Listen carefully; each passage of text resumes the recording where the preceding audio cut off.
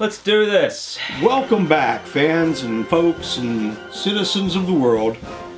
Greg, Tony, Little Wars TV, another rules review, and tonight it's going to be nuts. This is a man-to-man World War II skirmish combat game published in 2017 by 2 Hour Wargames. I should point out that the 2017 version is 4th edition. We are reviewing 4th edition. Humorously, the edition before this, 3rd edition, was called Nuts, the Final Edition, but alas, it was not. Never name one of your editions the Final Edition. Correct. I think that is the rule there. So, Tony, you and I are going to go through here on our review. We're going to go through all the categories that we typically do on a Little Wars TV review. We'll put them up on the screen right now. And why don't we get started with category number 1, presentation. Would you like to start us off, sir? Absolutely. Well, I'm holding a print copy of this. It is available in PDF as well, but your print copy is going to be spiral bound. It has a color cover. The interior is fully black and white. And I'm going to cut to the chase, Tony. It's bad. I think that this is a very poor presentation for a couple of reasons. First of all, in 2021 or 2017 when this was written, I think there's a higher level of expectation than black and white charts and text with no illustrations. You know, maybe back in the 80s this is what you would have expected, but nowadays we've been spoiled by great rulebooks from companies like Battlefront and Warlord, where I expect, if it's not going to at least be in color, that there's going to be a lot of great-looking artwork and illustrations throughout. This simply doesn't have that. My other issue with the presentation is actually an issue of clarity. I found it very difficult to get through the book, and it's not because it's full of typos and mistakes. We've looked at plenty of rules that are. This is not full of typos and mistakes. It's just not laid out very well, and I found it very difficult to read and process this book. I also find it difficult when playing the game to go back and reference it to find what it is that I'm looking for. So I'm not a fan of the layout, and it made it really hard to learn how to play the game, because nobody taught us how to play this. We learned from the book, right. And it was damn hard to learn from this book. Correct. So I'm guessing that you're kind of on the same page as me. I am. And your score? My score is bad. It's a 2. It's a 2 out of 10. This is one of the worst rulebooks I've seen. Well, I would agree with a lot of that.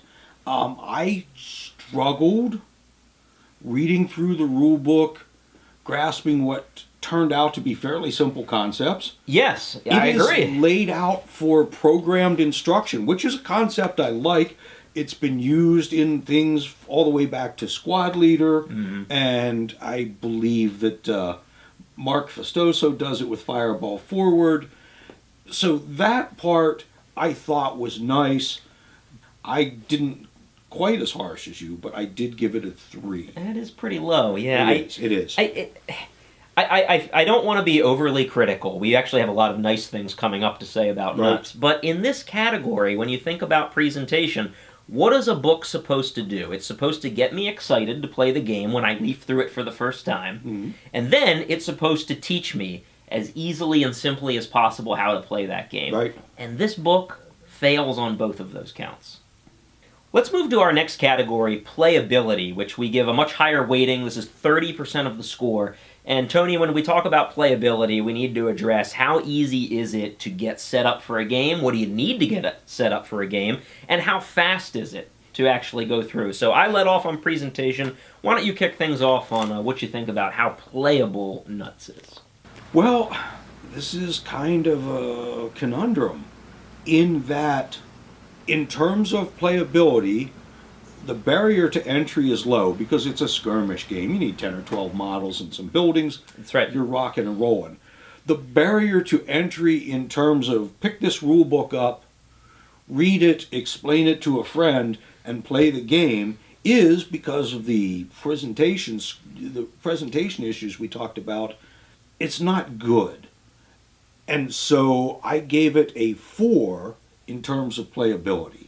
Okay, again, you and I are going to be on a very similar page here. I went a little higher, I went 5, I went average. And you mentioned, to its credit, you need very little stuff to play a game of Nuts, which is nice. So that makes it extremely playable. For a small investment, you can get into this game. But learning how to play this is brutal. I see you stroking the tassel of your fez there. I think if somebody taught you how to play nuts, you'd probably have a much different impression of this game than you and I do, because we had to teach ourselves. Something I do want to mention to people listening to this review is there are actually a couple of really good YouTube tutorials, not produced by our channel, but produced by other channels, that do walk through how to play the game. We'll put links to one or two of those in the description of this video, so if you are interested in learning how to play, I would suggest watching one of those videos. I think one of them is about 40 minutes long, so it really does get into the nuts and bolts of teaching you how to play a game. That brings us to mechanics. Is there anything innovative, or is it run-of-the-mill? Greg, why don't you start us out? Well, I think this is the point where if a viewer has made it this far into the review, we're going to introduce what we would call a plot twist. Because up to now, we have both been pretty critical of this game. However, that's going to turn, I think, in this category, because you and I have both played this game multiple times against each other on the tabletop, and really enjoyed it. Yes. Once we figured out how to play the game, which was way harder than it should have been, this is a very interesting game. You mentioned the word innovative. Is there anything innovative? I actually think there's a lot that's innovative in this game. Yeah. So why don't we talk at first about kind of how a turn is structured? Because this is not necessarily an I go, you go kind of game. It isn't, and there are opportunities throughout the turn, throughout the sequence of play, where you can interrupt what the other man is doing. Fritz is hiding in a doorway with his MP40, and a GI runs past unaware. Fritz can shoot him. And if Fritz isn't fired upon, Fritz can duck back in the doorway and shoot the next Yank that comes by. Yeah, they call this the 2 Hour Wargame reaction system. And if you are familiar with some of their other games, I think there are a lot of familiar mechanics that are going to get carried over, that it will probably be a lot easier for you to learn to play this game if you have played other games by 2 Hour Wargames. The reaction system, I think, is brilliant. Oh, yes. Yeah, absolutely. Absolutely brilliant. Because it captures that moment perfectly, in a war game. We've all been there where, your squad bursts into a building where the other guy is. Well, in a normal war game, not nuts, either you would shoot at them or they would shoot at you. Well, in this game, there's actually opportunities for your guys to just duck out of the door. You have to have an opposed roll-off, and you don't know who's going to get the opportunity to do something. And I love that dynamic in this game. It is extremely unusual. I really, really think there's some clever mechanics here. Yeah, so we've been talking here now almost exclusively about the reaction system, because that is kind of the heart of the game. I do think it's very innovative and cool. There are certainly plenty of other mechanics that we could touch on in a game of Nuts, and maybe a good place to start would be kind of rewind this discussion to how you set up a game. Because Nuts, this is a bit of a criticism I have. Nuts, I believe, is best played if you have maybe a squad, Yes. and the other guy has a squad. I think it's really good as a low-level game, because it's actually very detailed. When you set up the game, you have to roll to determine attributes, not just for your officers, but also even like the privates. The individual privates get an attribute. So it does get kind of into the weeds. The weird thing is that in the book it says you could really play this game with a platoon or more. And I tried that one time and it was kind of a disaster. I really do not like this game as a platoon-level game. I mean, I can see theoretically how it works, but I think it really shines best if you strip it down and you zoom in as intended to a squad or maybe elements of two squads. Yeah, I would agree. If you're going to do a platoon-level game, you really need some players who have a good grasp of the mechanics and a referee. Right, yeah, which we did not have when we attempted that. So maybe once you're a more veteran player, you could go there. But if you're just starting out as a squad game, I think it is really, really neat. Something else you need to know mechanically is that there are stars in this game. Each side gets a star, and the star is you, which I think is a kind of a cool mechanic. Yep. And the star, unlike the other grunts that you have in your force, has some special abilities. There's quite a few of them, actually. You can cheat death. You have a sort of free will to operate in the game. You get a number of bonuses. You also have a higher reputation, and reputation is one of the most important attributes a model has in this game. Your reputation determines, it can determine initiative, how well you shoot, how well you fight, your morale. I mean, it's kind of the entire game is built around that concept. Your miniature is very important. That said, your miniature's ability to do that star's ability to do things on the table means that you can't necessarily just rush in there guns blazing. Don't get me wrong, there's a time in this game where the star rushes in there guns blazing because that's the thing. But you can't just go about willy-nilly doing that because even stars can be killed. Yes, that definitely happens. I died on the very first turn of our first game. So we've mentioned the stars, we've mentioned grunts, we've mentioned the reaction system. Moving in this game is very simple. Basic infantry moves 8 inches. You can go faster in a rapid move. Something cool I want to touch on with firing that I thought was really unique is that in this game, not only do you have the reaction to see who fires first, it's no guarantee that you're going to shoot first, even if it's your turn. You shoot back and forth with your opponent until something happens. Yes. And that is a bit unusual, I think. In a lot of games, you roll, and if nothing happens, it's like, okay, my turn is over. No. The firefight continues until either one of you is killed, or, more likely, one of you is forced to duck back. Yeah. And that's a really neat concept in this game that I think is interesting and unusual. I just like that which is going to bring us to something we talk about in flavor. But we've covered a lot of stuff here in terms of game mechanics, and we could go on probably for another half hour and just talk about the mechanics of the thing. I don't have enough scotch left for that, so right. we're probably going to need to move on. Yeah. Let's talk about our scores. Yes. Well, where did you go? It sounds like we both like the game mechanically, so how high did you go on this? I gave it an 8 for mechanics because, like I said, once you figure out, once you get through the thick rules, the mechanics themselves are fun, innovative. Yeah. I think it's a good game. Very good game in there. I gave it the exact same score. I gave it an 8. Before we leave mechanics, and I know we'll mention this, I'm sure, later, but something I have to mention in this category is Nuts is really, really well suited for something that we never do in this club because we're spoiled. Solo play. I've never done a solo war game before because, we have this amazing group right here. But I know that a lot of people watching this are interested in games that have a solo component. Nuts is really well suited for that because it's so chart heavy. That's a criticism that I would have of the game, is that it is extremely chart and table heavy. I believe the quick reference at the back is like 8 pages of charts, which I'm sure if you're a veteran player you would memorize some of the most important ones. But we haven't played the game enough to get to that point, so we're constantly looking at charts and tables.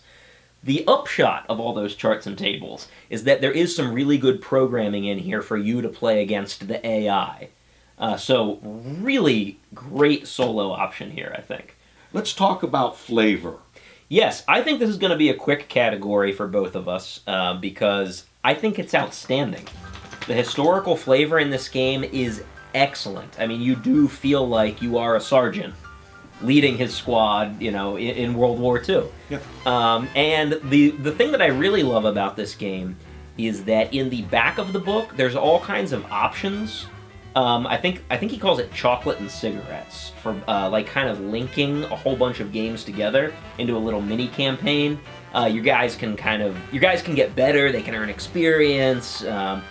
It's a really neat option if you would like to string some games together. I gave it a 9 out of 10. I think it is a real strong suit of the game. Cut. Because I want to change my score here. Oh yeah? Yes. You feeling bad?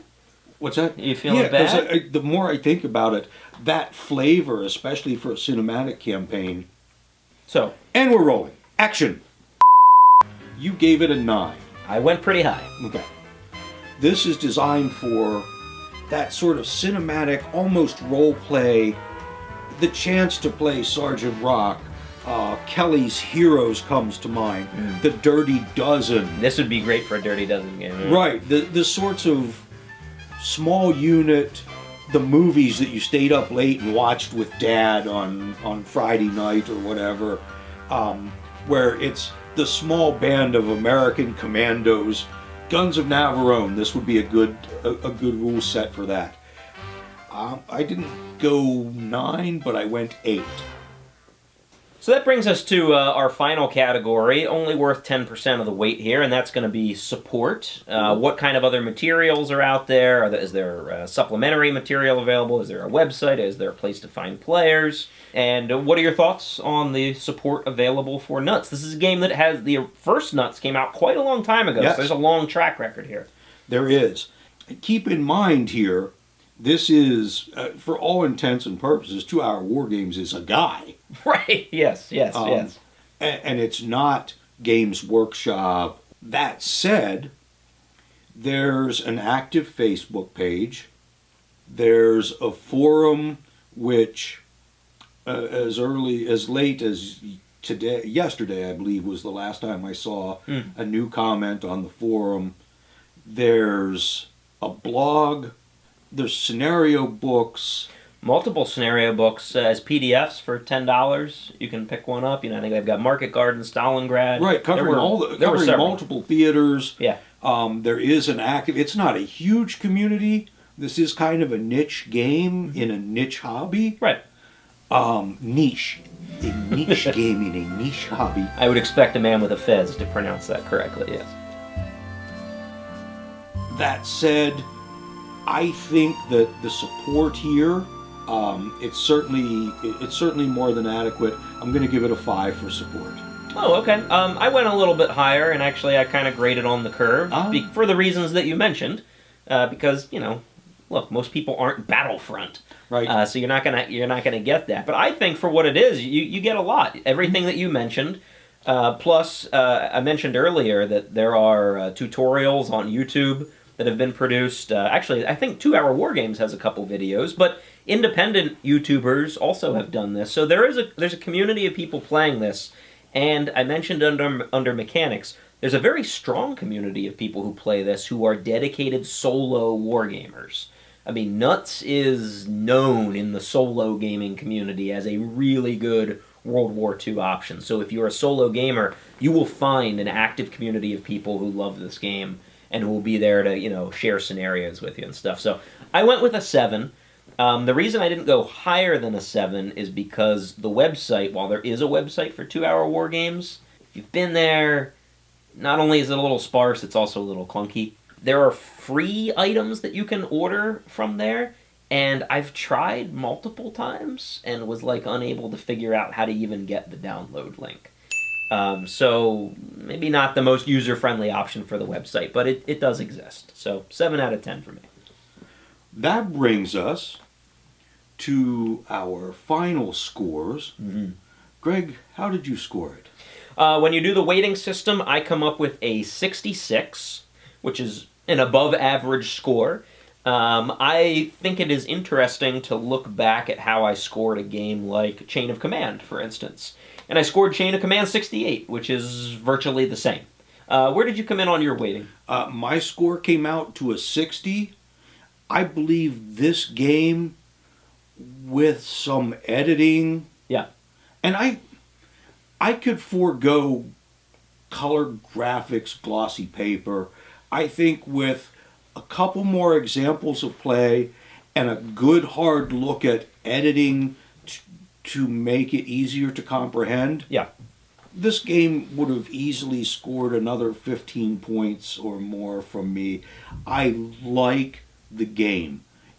We've had it on the table a few times here at the club. It's fun. There's no, I'm waiting for something to do. There's action throughout the game, but because of the presentation in the rulebook, it's hard to get started, and I think that dinged the score of what is otherwise a really good quality game. Something else I think that may have subconsciously depressed our scores a little bit is the fact, like I mentioned, we're not solo wargamers. But I'll tell you what, if I was a solo wargamer, I'm betting my score would have been a lot higher because there just aren't that many good options for miniature tabletop games if you're a solo player. Very true. And this one really is one of the best out there. Now, if you're not a solo player, then, I think it is a little bit of a different story. Another bias that I think we both bring to this, and maybe you and I were a bad pair to be doing this review because we have a similar philosophy on the games that we like. You and I are both field marshals, right? I'm not a sergeant at heart. I'm a field marshal. Right. So even though we do play games in this club at lower skirmish levels, they're never my preferred fare. So I would say that if you really enjoy skirmish and squad level gaming, or if you're a solo gamer, Nuts is something you absolutely are going to want to check out. And the PDF of this game is like $15 or $16. So this is not like a high level investment. It is easily worth $15 or $16 for you to check this out because there are some really innovative mechanics in here, particularly with the reaction system, that I think make it really cool. Yep, I would agree there. Now, if you're not willing to invest the time in learning a set of rules, because this is difficult to learn for reasons we discussed earlier, this probably isn't the game for you. But I do believe that this is a good game. The packaging is a little clunky, but inside there, when you get through it, this is a really, really good skirmish game for World War II. Hope you enjoyed our rule review of Nuts, version 4, man-to-man combat. We would love to hear from you in the comments below. If you have played this game, what are your thoughts? Would also really love to hear from solo wargamers. You and I don't do a lot of that, Tony, but if you're a solo gamer, have you given this game a try? And what are some other games that you would recommend for fellow solo wargamers?